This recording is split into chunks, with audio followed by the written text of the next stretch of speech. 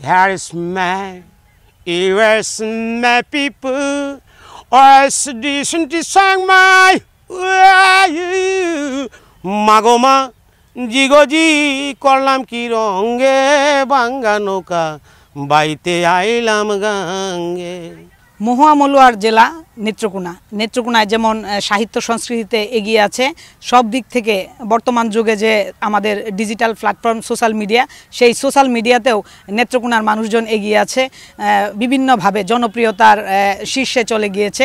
তেমনি একজন আমাদের নেত্রকোনা জেলার আমোদ ফুর্তি নামে একটি পেজ পরিচালনা করেন, যে আমোদ ফুর্তি হিসেবে পরিচিত, সবার কাছে সমাদৃত আব্দুল হালিম ভাই। আমরা এখন চলে যাব তার কাছ থেকে শুনবো তিনি কিভাবে এই মানুষের এত জনপ্রিয়তা অর্জন করেছে। যদি মানুষের ভিতরে প্রতিভা থাকে তাহলে এটা দেখানোর একটা ফেসবুক প্ল্যাটফর্মে দেখানোর একটা সুযোগ।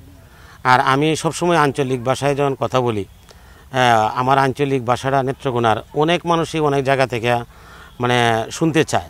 অনেক সময় বিয়ের অনুষ্ঠানে যাই, অনেকে দাওয়াত করে, কিংবা অনেক জায়গায় যখন যাই আমাদের আঞ্চলিক ভাষাটা হলো অনেক সময় কয় বরহিডি লই আয়। তো বরহিডি লই আয় মানে আসলে শুদ্ধ ভাষা কইতে গেলে কোন লাগবো যে ছাগলটি নিয়ে আসো। যখন আমি বলি যে বরহিডি লই আয়, তো বরহি আর ছাগল তো মানে আঞ্চলিক ভাষায় একটা পার্থক্য। এই বিষয়টা নিয়ে আমি আঞ্চলিক ভাষায় যখন বলি যে আর একটু সালুন দিয়ে হয়, যদি আমি এটা শুদ্ধ ভাষায় বলতাম তাহলে কইলাম আর একটু তরকারি আনেন, তো সালুন দেও হয় না আর তরকারি আন হয়। এই জিনিসটার মধ্যে মানে মানুষ মনে করে যে আঞ্চলিক ভাষাটা আসলে এরমই হওয়া উচিত। এইভাবেই আমি মানুষকে আকৃষ্ট করি। আর আমাদের নেত্রকোনা কিন্তু বাউল সাধকরা অনেক গান করেছেন, আমি তাদেরকেও কিছু অনুসরণ করছি। মাগোমা জিগজি করলাম কি রঙে বাঙ্গা নৌকা বাইতে আইলাম গাঙ্গে। গুমাই নদী নষ্ট করলো ওই না কুলা বেঙ্গে বাঙ্গা নৌকা বাইতে আইলাম গাঙ্গে। মাগোমা জিগজি করলাম কি রঙে বাঙ্গা নৌকা বাইতে আইলাম গাঙ্গে। ছিলাম জুয়ান হইলাম বুড়া লড়ে গেছে বাঁকা গুড়া, ছিলাম জুয়ান হইলাম বুড়া লড়ে গেছে বাঁকা গুড়া, গলই গুড়া সব গিয়াছে বেঙ্গে।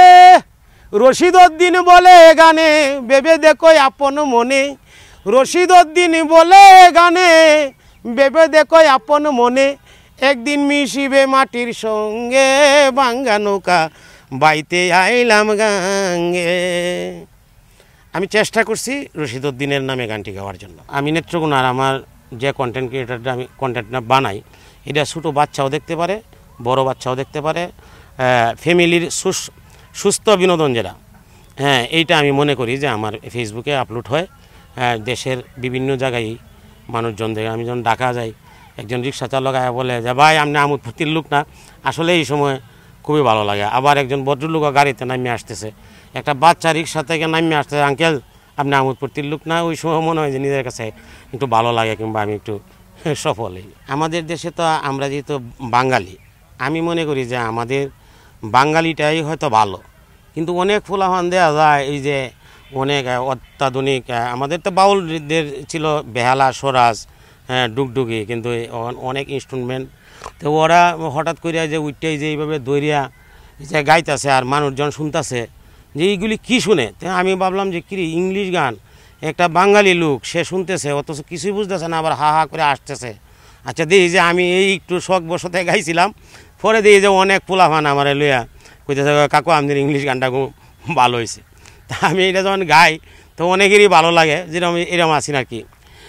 Here is my, here's my people, always decent to sing my